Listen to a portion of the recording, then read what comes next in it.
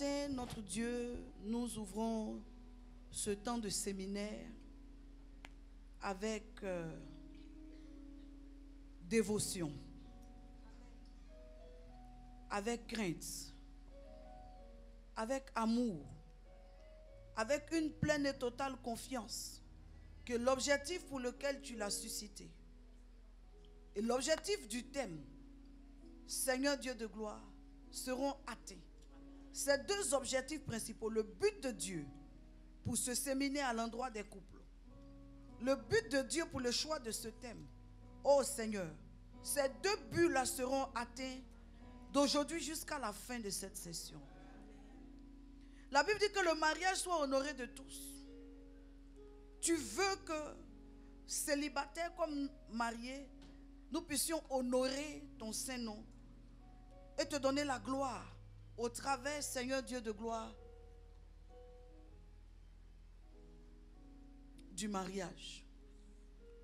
Nous voulons apprendre à te respecter, je veux dire à te craindre, à te donner la place qui t'est due, à te louer, à te célébrer. Nous voulons apprendre à te donner toute la gloire.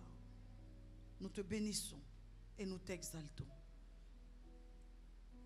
Plusieurs sont dans l'attente et dans l'espérance d'aller au mariage.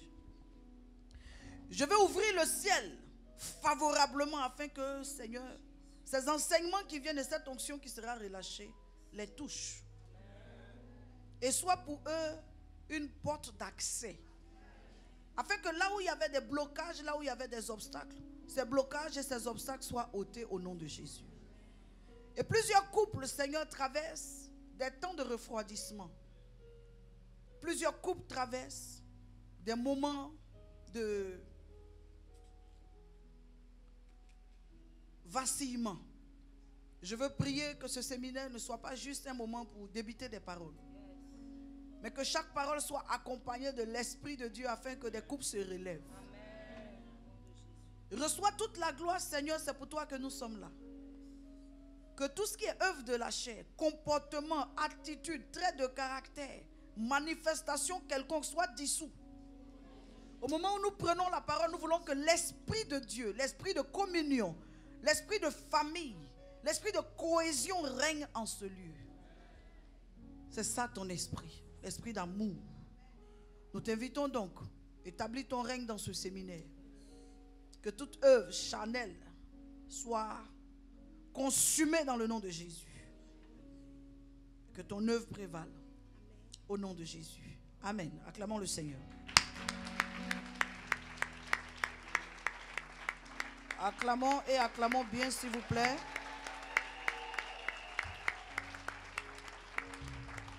Alléluia. Gloire à Jésus. Bienvenue, asseyons-nous dans la présence de Dieu. Alléluia.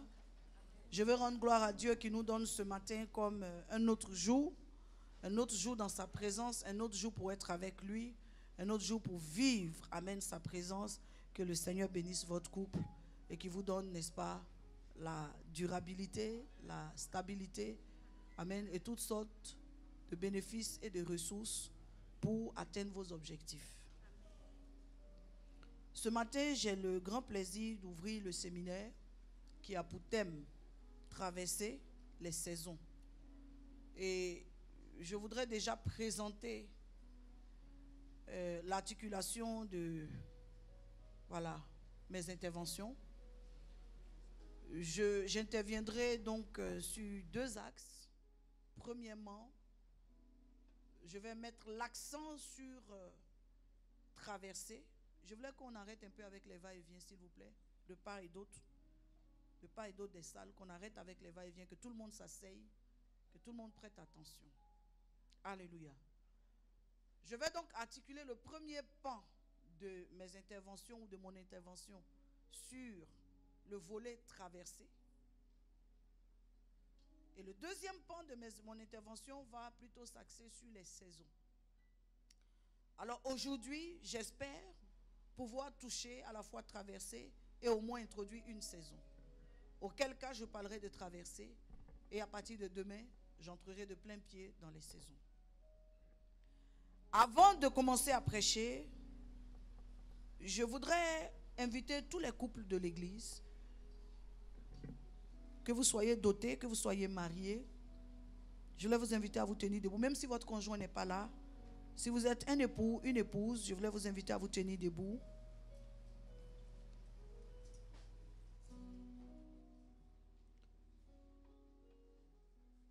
Afin que je puisse vous recommander à la grâce de Dieu.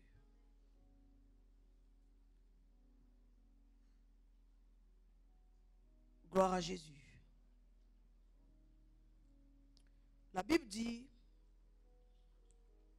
dans le livre de Psaume, chapitre 37, verset 5. Recommande ton sort à l'Éternel, mets ta confiance en lui et il agira. Pendant que vous êtes debout, j'aimerais nous recommander, pendant que nous sommes debout, à la main puissante de l'Éternel, recommander l'état de nos mariages, l'état de nos couples, la situation dans laquelle nous sommes, et implorer sa grâce afin qu'au sein de nos couples, au sein de nos familles, l'Éternel agisse.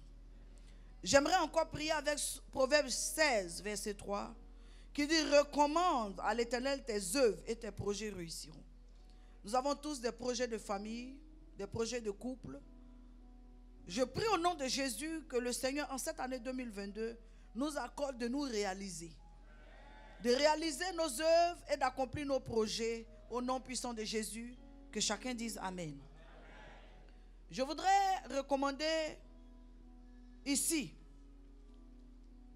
Amen, chaque homme et chaque femme, homme en tant que chef de famille, femme en tant qu'épouse et coordonnatrice de famille. La Bible dit dans 2 Corinthiens 10, verset 18, ce n'est pas celui qui se recommande lui-même qui a approuvé. Amen. C'est dire qu'à un moment de notre marche, il faut que quelqu'un nous recommande. Père, je te recommande ces couples que tu as unis dans ta pleine volonté et je prie au nom de Jésus qu'aucun ne chavire, qu'aucun ne se perde, qu'aucun n'échoue en chemin, qu'aucun ne soit, Seigneur Dieu, renversé, mais que chacun de ces couples accomplisse l'objet, l'objectif, le but, la vision pour laquelle tu l'as suscité et que les couples soient heureux, que les couples soient consolidés, qu'ils restent ensemble, qu'ils durent ensemble, que leur vie, Seigneur Dieu de gloire, soit prospère, que leurs enfants soient bénis, que leurs projets se réalisent, que d'année en année, ils trouvent du plaisir à être ensemble. Que Seigneur Dieu de gloire, traverser les saisons soit une évidence à cause de ta présence et à cause de ta parole. Je déclare donc la bénédiction sur ces couples pendant que j'ouvre ce séminaire, la bénédiction pour la longévité des couples, la bénédiction pour la stabilité des couples, la bénédiction pour la prospérité des couples et la bénédiction pour, amen, le déploiement et l'extension de toutes les familles CCT au nom puissant de Jésus. Ma prière a été déclarée ici au siège, mais elle touche tous les couples de l'église CCT, annexe et extension confondue au nom de Jésus. Amen. Veuillez vous asseoir. À tous ceux qui aspirent au mariage, vous pouvez seulement lever la main. Tous ceux qui aspirent à rentrer dans le mariage, levez la main. Je prie pour vous que le Dieu qui m'a visité, qui m'a fait grâce d'entrer dans les liens du mariage, qui m'a fait grâce de traverser déjà plusieurs saisons. À 22 ans quand même de mariage, j'ai traversé des saisons. Que ce Dieu-là vous visite, qu'il vous ouvre les portes du mariage et qu'il vous introduise, n'est-ce pas, dans la victoire sur toutes les saisons. Qu'aucune saison ne vous résiste, mais que saison après saison, la grâce de Dieu puisse parler pour vous. Au nom puissant de Jésus, disons Amen. Nous verrons nos enfants grandir. Je répète, nous verrons nos enfants grandir. J'insiste, nous verrons nos enfants grandir. Nous verrons nos enfants, amen, travailler. Nous verrons nos enfants se marier. Nous verrons les enfants de nos enfants. Et par la grâce de Dieu, nous nous étirerons en âge. Et nous verrons les enfants des enfants de nos enfants. Que cette bénédiction repose sur nos vies, repose sur nos foyers, repose sur nos mariages, repose sur nos maisons. Que quelqu'un dise Amen au nom puissant de Jésus-Christ de Nazareth. Amen. Souvent, quand il y a ce genre de moment, que tout le monde s'élève, il y a quelques personnes qui aiment jouer les indifférentes. Et quelque temps plus tard, la vie leur enseigne pourquoi Dieu a suscité ce genre de moment. J'ai commencé par dire que celui qui se recommande lui-même. Donc j'aimerais que ton esprit soit ouvert. Je sais que tu pries toi-même pour ton foyer. Mais tu vois, dans un même élan, Dieu suscite que tout le monde s'élève pour poser un même acte. À ta place, j'aurais suivi. Et c'est d'ailleurs ce que j'ai fait. Bien que n'étant pas à ta place. Traverser les saisons, c'est le thème qui est ressorti du sondage. Ce n'est pas un thème qui a été imposé. Un sondage a été fait à ma demande pour qu'il en ressorte un thème qui est selon l'attente de tous les couples de l'Église. Donc sur 3 thèmes, le thème qui a été retenu par l'ensemble des personnes, c'est traverser les saisons. C'est dire que le problème au niveau des couples n'est pas de est-ce qu'on peut se marier. Le problème au niveau des couples, c'est quand on s'est marié, comment faire pour rester marié. Et c'est donc de ça que je parlerai essentiellement. J'aimerais aussi être reconnaissante à Dieu pour un couple, amen, que nous avons marié ici hier. Le couple Nyagne Alain et Anne-Marie vont se tenir debout et nous allons acclamer le Seigneur. Ils sont bénis de ce que, amen, à peine mariés, un séminaire sur le mariage commence dans l'église. Je veux croire que cette grâce vous accompagne.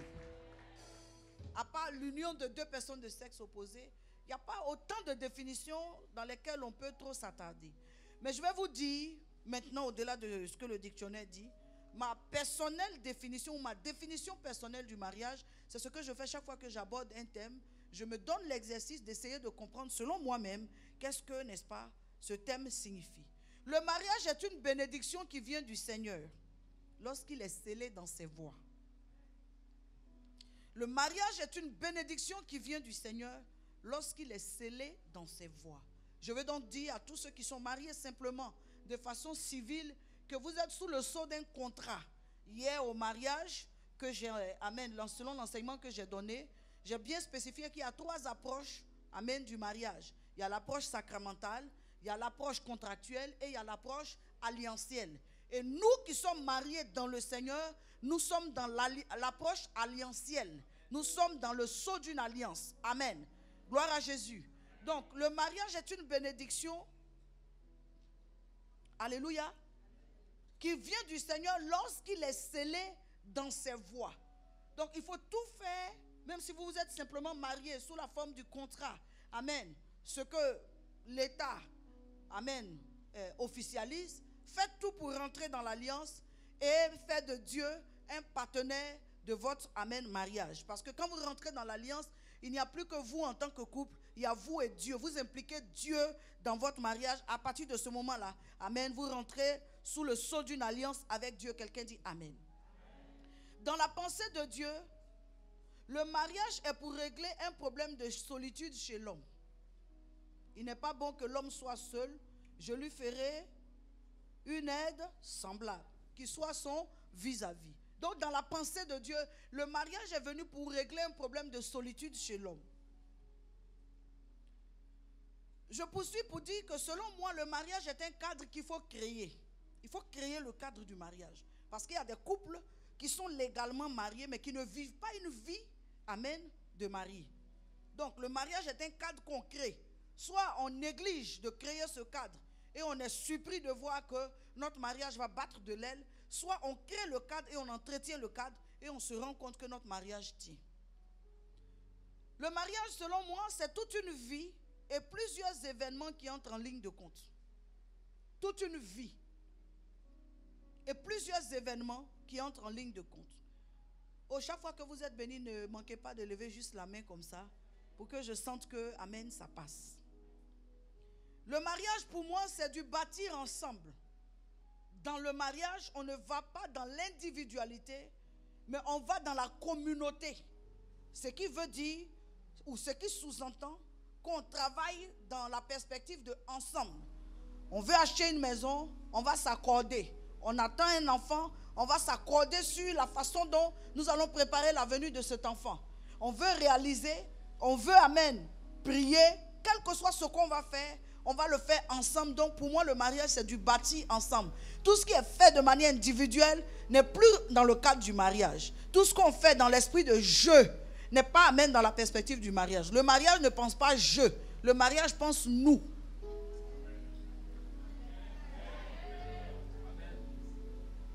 Le mariage est une affaire d'objectivité.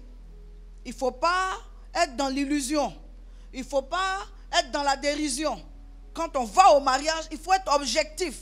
Il faut être responsable. Il faut être conscient de ce dans quoi on s'en va et des engagements que cela, amen, exige de nous. Encore une fois, pour moi, le mariage n'est pas une étape à franchir.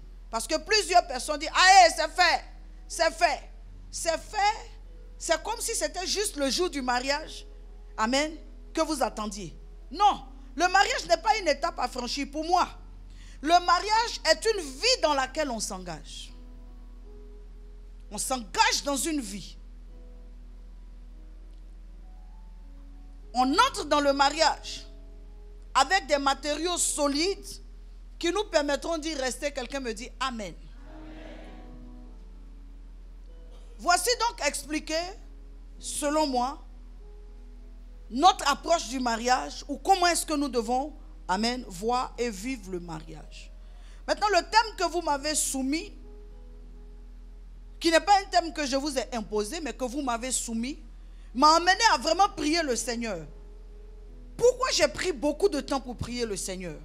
Pourquoi je ne me suis pas précipité pour travailler et, amen, venir donc, juste comme ça, travailler sur les saisons?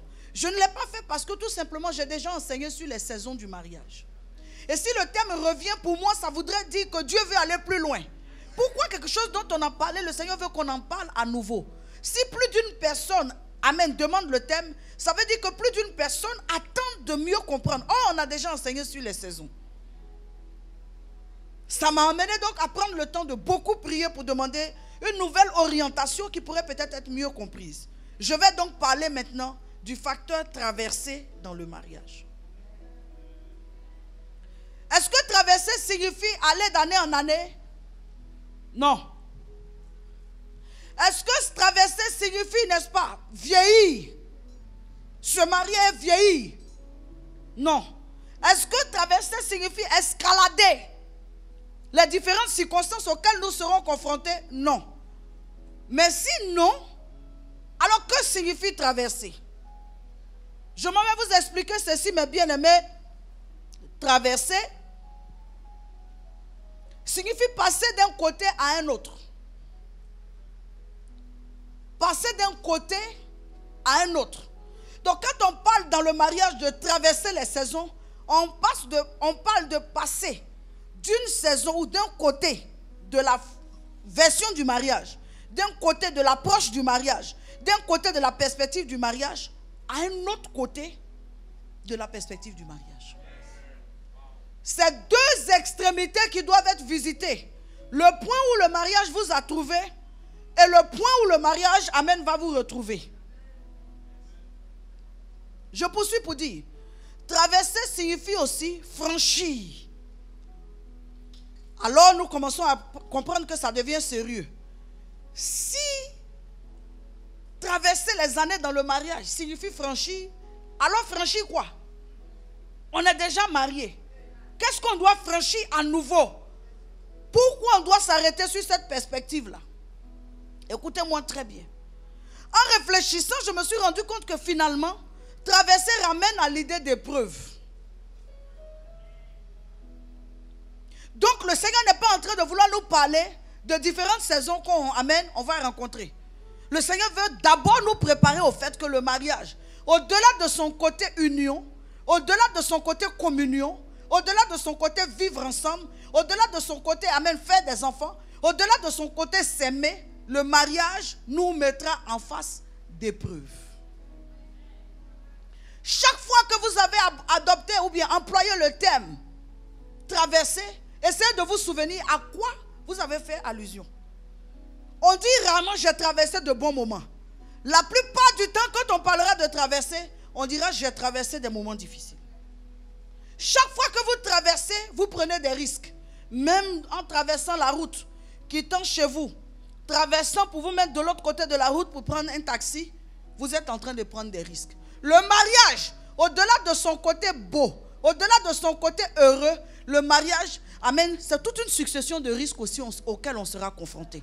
Donc quand nous sommes en train de parler de traverser, le Seigneur veut reprogrammer notre approche au sujet du mariage. Nous devons entrer au mariage avec la conscience que le mariage, c'est beaucoup de risques, notamment le risque de divorcer, notamment le risque que l'un d'entre nous meure, notamment le risque de ne pas se comprendre à un moment, notamment le risque qu'arrivé à un certain temps, il n'y ait plus d'amour, notamment le risque de la stérilité, notamment le risque, amen, l'un des deux parents ou l'une des familles, alléluia, ne supporte plus, notamment le risque à un moment même, nous-mêmes qui nous sommes aimés, ne nous supportions plus pour continuer à rester dans le mariage. Le mariage n'est pas que le côté chic, ce n'est pas que le côté beau. Malheureusement, on y entre avec seulement cette perspective. Voilà pourquoi quand les épreuves surviennent, on est étonné, mais on rentre dans le mariage avec l'aspect de traverser les épreuves. Donc on rentre avec la possibilité, je dirais mieux la plausibilité de risque. Lorsqu'on parle de traverser, ça ramène à l'idée de ce par quoi une personne passe. J'aimerais dire à mon frère et dire à ma soeur, qu'une fois marié, tu vas passer par des circonstances. C'est pourquoi si quelqu'un est assis ici, n'est pas encore marié, et quoi que le mariage, amen, c'est une succession d'événements heureux, on se prend, amen, on se marie, on fait des enfants, on achète des biens et autres, j'aimerais te dire non. Il y a aussi des choses par lesquelles nous allons passer. Le mariage, amen, ramène aussi à ça, sinon traverser. Traverser ramène à l'idée de souffrance. Frère, dans le mariage, l'homme ou la femme, l'homme et la femme, chacun à un moment donné sera amené à traverser des moments apparentés à des moments de souffrance. Dieu permet cela afin que le mariage ou amen, l'union soit consolidée. Afin que l'union soit consolidée. C'est cette approche du mariage qui nous a manqué, qui fait que dès qu'il y a une épreuve, on est prêt à jeter l'éponge. Dès qu'il y a une épreuve, on est prêt, n'est-ce pas, à abandonner. Non. En y allant, on devait comprendre que ça fait partie parce qu'on parle de traverser les saisons. Alléluia. Traverser ramène à l'idée de moments difficiles que l'on pourrait connaître.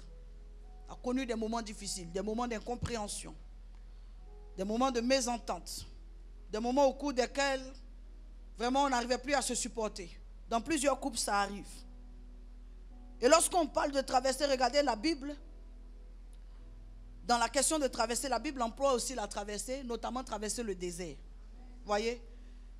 La Bible emploie aussi le terme traverser, mais notamment au sujet du désert, traverser le désert.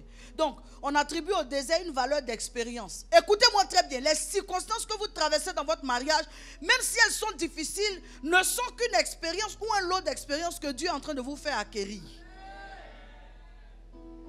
Ce que l'on traverse dans le mariage n'est pas pour nous faire partie. C'est pour nous donner une expérience afin que nous aussi nous puissions aider d'autres. Est-ce que mon enseignement passe? Quelqu'un qui est avec moi, je traverserai. Quelqu'un dit avec moi, je traverserai. Quelqu'un d'autre dit au-delà de ce que j'ai traversé, je traverserai encore. Je veux voir les mains levées. En signe de bénédiction, en signe de témoignage de bénédiction à l'Éternel. Et je déclare, vous traverserez vos saisons. Et l'Éternel relèvera votre tête. Vous traverserez vos saisons, vous en sortirez plus fort. Vous traverserez les saisons, l'Éternel vous rendra capable d'aider d'autres aussi à traverser leurs saisons. Je déclare qu'aucune saison ne vous avalera, mais chaque saison sera pour vous l'occasion, n'est-ce pas, de voir que vous avez vaincu et que vous avez triomphé. Je déclare que Dieu est avec vous et que si Dieu est avec vous, aucune saison ne vous avalera, aucune saison ne vous emportera, mais le Dieu fidèle et juste qui a permis, n'est-ce pas, ses grâces, ce Dieu fidèle et juste vous relèvera. Au nom de Jésus, que quelqu'un me dise Amen. Écoutez-moi très bien, de même il n'y a pas de mariage sans traversée. De même, il n'y a pas de mariage sans désert. Il n'y a pas de mariage sans désert. Tous les mariages ont leur désert. Chez certains, le désert n'est pas qu'ils ne vont pas s'entendre. Mais le désert est que l'un d'entre eux pourra tomber malade de longues années. Et l'autre doit vivre dedans avec son conjoint malade et continuer à l'aimer. J'ai prêché à quelqu'un? Quelqu'un dit c'est le désert. Chez d'autres, le désert, ça serait qu'arrivé un moment, ils ont l'impression qu'ils doivent divorcer. Des situations qui sont amen, solvables. On peut régler, on peut les résoudre.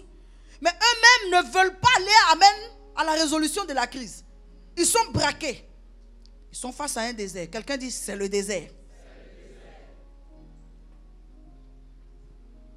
Donc chaque foyer, chaque couple marié a son désert. Le désert, ce sont une série d'événements qu'on met ensemble et puis qu'on appelle désert. C'est une partie, quelqu'un dit une séquence. Prêchez fort. Prêchez fort. C'est une séquence de votre vie qui n'est pas facile de traverser. Mais si vous arrivez à traverser, alors,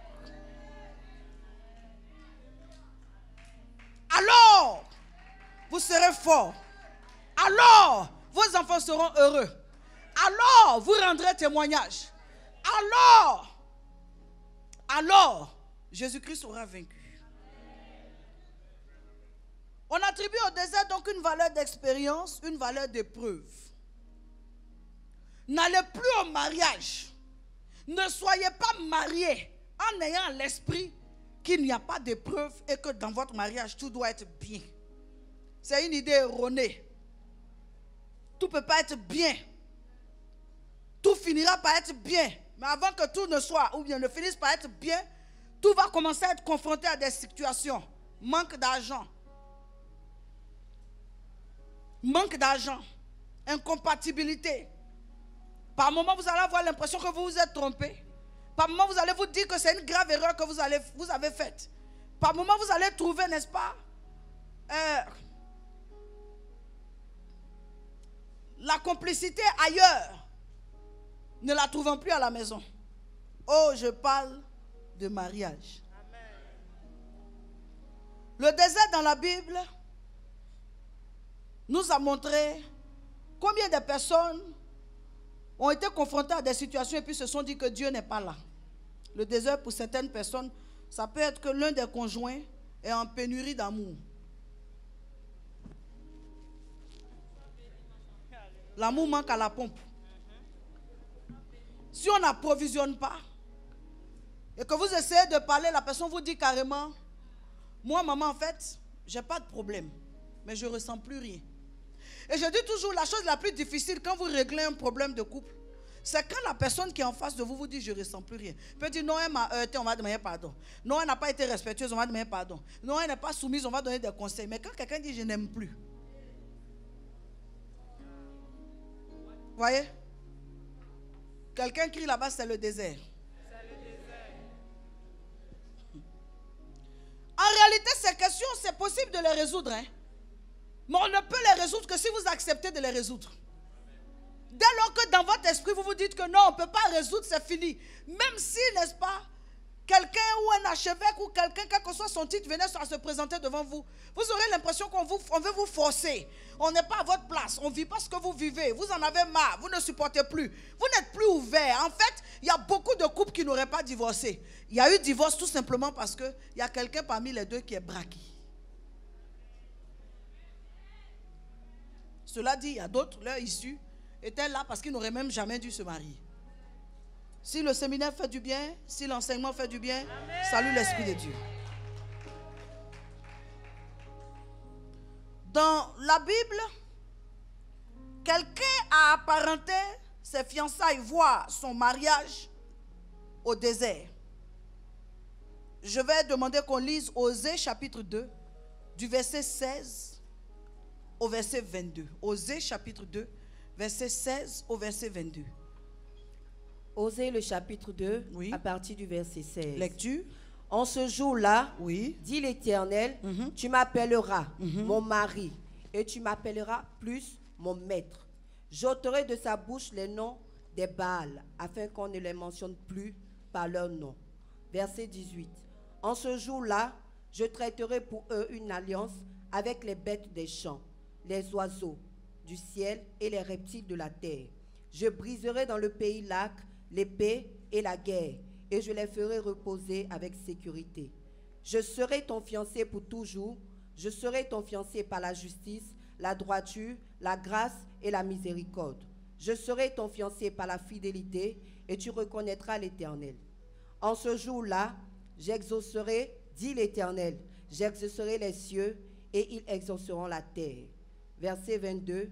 La terre exaucera le blé, le mou et l'huile, et ils exauceront Gisraël. Amen. Amen. Voici un peu comment est-ce qu'on peut traduire, amen, ce texte que nous venons de lire. Osée s'adresse, amen, Dieu s'adresse à son peuple, qu'il compare à une femme infidèle envers lui, envers son mari, donc peuple infidèle envers Dieu. Vous suivez? Est-ce que je peux avancer? Il dit, voici que moi je la séduis. C'est la première perspective. Chacun des conjoints doit tout faire pour ramener son conjoint à lui. Par des paroles et par des actes qui peuvent incliner le cœur de ce conjoint afin que ce conjoint-là, amen, qui s'était détourné, revienne à lui. Salue-moi le Saint-Esprit. Et la conduirait au désert. Il est très important, amen, que chaque couple comprenne que si vous n'avez pas connu de désert, quelle est votre expérience? Si tout ce que vous avez connu n'est que beau, où est la preuve de votre solidité? C'est quand après avoir traversé des situations difficiles, on vient encore vous trouver ensemble. On vient encore vous trouver en train de vieillir, qu'on dit ce couple-là, c'est vraiment Dieu qui les a mis ensemble. Si je vais te raconter ce par quoi ils sont passés, en temps normal, aucun couple n'aurait pu résister. Mais parce que Dieu est derrière eux, ils ont traversé toutes ces situations-là. Les voici qui sont là ensemble en train de vieillir. Aujourd'hui, leurs enfants sont en train de faire des enfants. Le désert, je ne dirais pas qu'on doit l'appeler. Parce que personne n'appelle le désert. Il vient. Dis avec moi, il vient seul. Je dis le désert vient seul. Mais lorsqu'il vient, amen, il faut y faire face. Et il dit, je parlerai à son cœur. Lorsque nous arrivons dans les temps de désert, c'est des moments où il faut, n'est-ce pas, poser des actes et dire des paroles qui touchent le cœur. Il ne faut pas être superficiel. Dans les temps d'épreuve, il faut revêtir le vêtement de la vérité. Il faut parler pour sauver ton mariage. Il faut agir pour sauver ton mariage. Il faut parler pour sauver ta famille. Il ne faut pas agir comme si advienne que pourra. Dans le temps de désert, c'est facile de mourir. Regardez des films. Regardez les moments que vous avez, amen, des documentaires auxquels vous avez assisté. Vous allez voir que le désert n'a jamais été quelque chose de facile à vivre. Jusqu'à ce que tu trouves un point d'eau. L'eau là même est là, tu as peur de boire. Tellement il y a longtemps que tu n'as pas bu. Donc dans les temps de désert, il y a une certaine sagesse que nous devons revêtir. On ne joue pas au gros dos dans le désert. Dans le désert, on s'humilie. Le soleil est brûlant. Il y a manque d'eau. Le sable est difficile, il est chaud. Il est difficile, n'est-ce pas, à affronter. Avancer est difficile dans le désert. Tu veux marcher même là. Amen. Le sable, tes pas deviennent lourds à cause de la densité du sable. Le désert n'est pas une chose facile. Le désert, il faut être quelqu'un de très réfléchi. Il faut savoir où tu mets tes pas. Il faut savoir t'orienter dans le désert. Dans le désert, on ne joue pas au gros dos. Là où tu es en train de mettre ton pied même, un serpent peut être en dessous et essayer de te mordre. Il y a des serpents à sonnette. Il y a plusieurs types d'animaux qui évoluent sous le sable. Donc tu réfléchis, tu regardes où tu mets le pied. Au-delà de tout dans le désert. Si tu ne deviens pas spirituel dans le désert, alors c'est que tu ne veux pas être marié. Parce que tu es dans un environnement avec des bêtes sauvages. Dans le désert, tu vois les voisins. Il n'y a pas de voisins dans le désert. Il n'y a pas d'homme. Celui même avec qui tu es en train de marcher dans le désert, peut-être qu'il est tombé sous le soleil, il est mort. Le désert, c'est aussi des moments de solitude. Et dans le mariage, vous devez apprendre à accepter qu'il y aura des moments où ce n'est pas toujours les gens qui doivent venir intervenir pour régler vos problèmes. Souvent, vous-même, vous êtes braqués du nom. On a tel problème, on a expliqué. Les gens ne sont pas en train de prendre nos problèmes pour venir nous aider. Parce qu'il y a des problèmes, Dieu veut que vous les régliez vous-même.